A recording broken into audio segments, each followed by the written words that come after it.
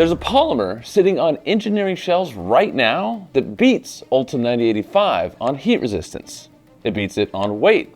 It beats it on costs. And almost nobody is talking about 3D printing it. It's older than ULTEM by 17 years. It's the polymer that actually made ULTEM commercially possible. And if you're spending real money right now on ULTEM 9085 every month in your production house, there's a really good chance that you don't actually need to be. This is the story of PSU, Polysulfone.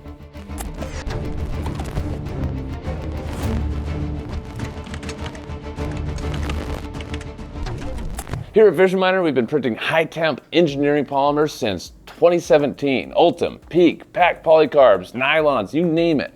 And we see the same pattern in our inbox every single week. An engineer needs a high-temperature part. They reach out for ULTEM 9085 because that's the default in the aerospace industry. And that's what everybody says to print. That's what's known to print. And 9 times out of 10, they could have used a polymer that actually costs less and weighs less and runs even hotter. We actually print it on our 22 IDEX every single day, and we sell the filament at visionminer.com/materials. So a quick aside on where this material actually comes from. Let's go back to March 25th, 1965.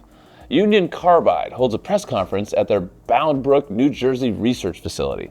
They roll out a new polymer. They're calling it UDEL.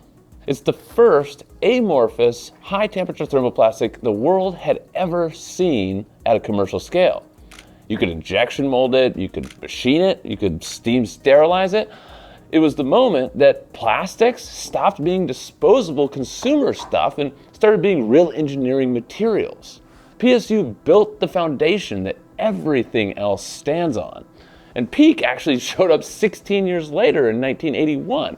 ULTEM followed that in 1982. And neither of them would have gotten funded if PSU didn't prove the business case first. So when we talk about PSU today, we're talking about the original, the OG. All right, so let's get the comparison. Round 1, heat resistance. ULTEM 9085 has a glass transition temperature of about 186 degrees Celsius.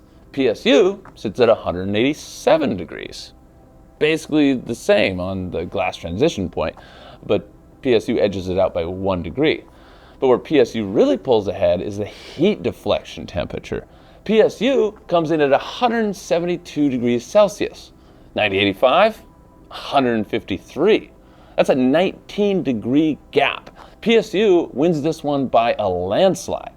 Now, heat deflection is the spec that actually matters for a working part. It's the temperature where the part starts to actually bend under load. So if you've got a part that needs to hold its shape under stress at temperature, then PSU totally wins this round.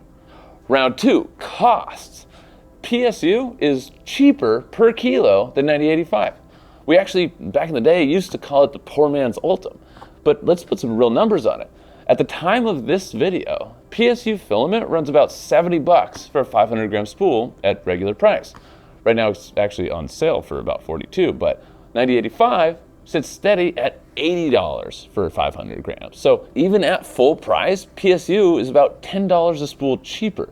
On sale, it's almost half the cost. But here's the kicker. PSU is also less dense than ULTEM 9085. So PSU comes in around 1.24 grams per cubic centimeter, whereas ULTEM 9085 sits at 1.34, which means a kilo of PSU filament actually gives you more meters of filament than a kilo of ULTEM. So you're paying less per kilogram. You're getting more filament for your money. And every printed part that you make comes out a little bit lighter. So that's 3 wins on a single round. Round 3, chemicals. This is where PSU's resume gets surprising for a lot of engineers. PSU will resist gasoline, antifreeze, transmission fluid, motor oil, power steering fluid, windshield washer fluid, you name it. It can handle environmental stress crack resistance testing for 24 hours at 100 degrees Celsius, submerged in those automotive fluids, and come out on the other side perfectly intact. It's also fully sterilizable. You get steam autoclave, ETO gas, gamma radiation, plasma, dry heat, cold sterilization. It's got the whole sterilization catalog under its belt. It can handle gamma radiation doses up to 10 megarads without breaking down, which is why you see it in the hospital and lab equipment that gets nuked on a regular basis. If you think medical instrument sterilization, blood product irradiation, that whole side of the medical world where parts get hit with radiation is part of the normal workflow.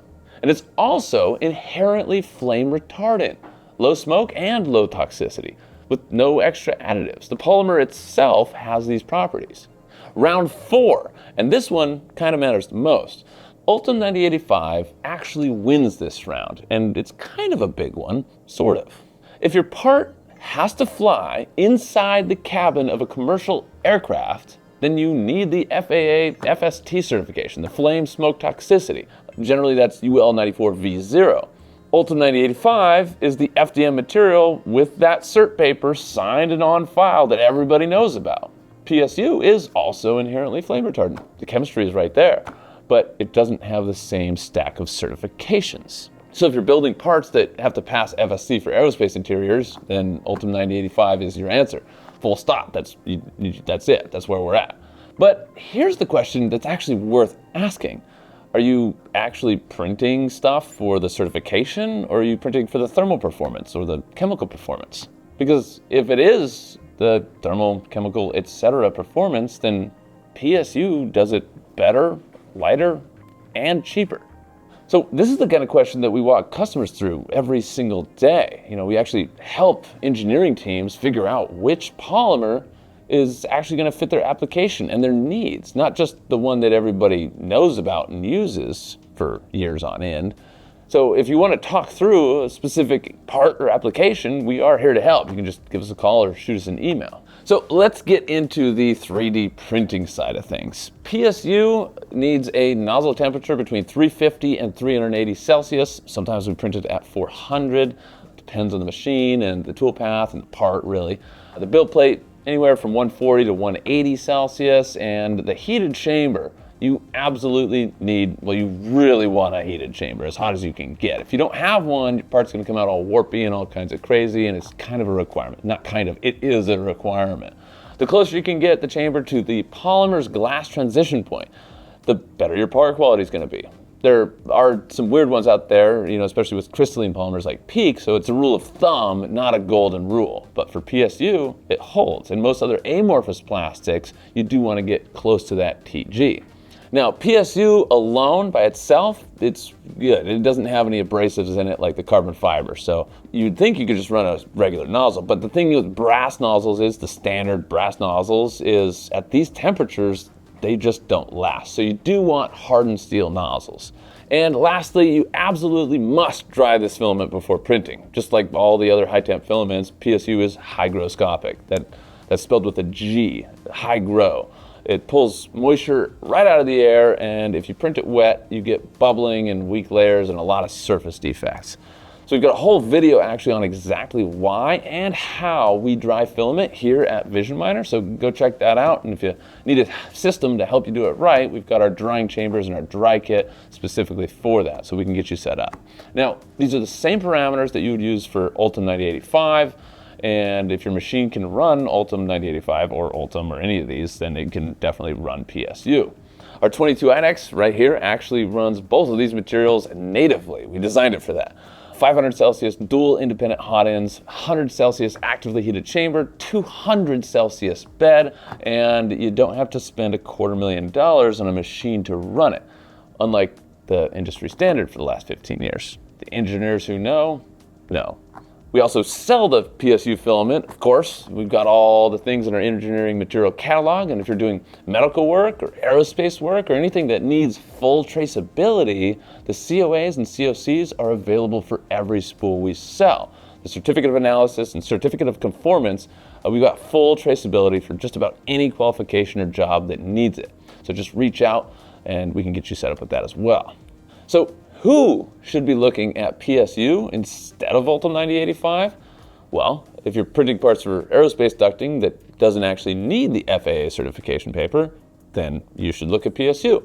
If you're printing sterilizable medical tooling, you should look at PSU. If you're printing automotive components that may come in contact with fluids or fuel system parts or oils or anything that needs electrical insulation, it's really, really good for that, then PSU is a fantastic option. Again, poor man's ULTEM.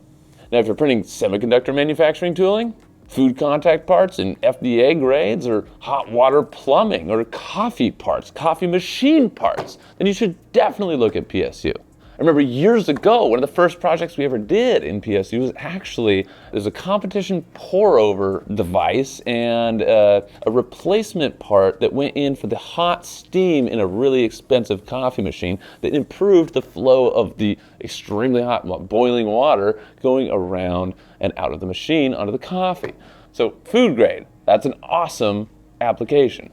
And if you've been defaulting to ULTEM 9085 for years because that's just what your team has always done, then it might be time to run a comparison print and check the math on the cost, because it is a great material and it's pretty easy to print when you have the right type of machine. Worst case, you confirm that ULTEM was the right call all along. Best case, and you cut your filament cost and your part weight in the same purchase order. So head over to visionminer.com to check out our full engineering polymer catalog, all the high performance, high temperature 3D printers that we provide. We've also got SLS and SLA solutions where, FDM isn't always the right answer.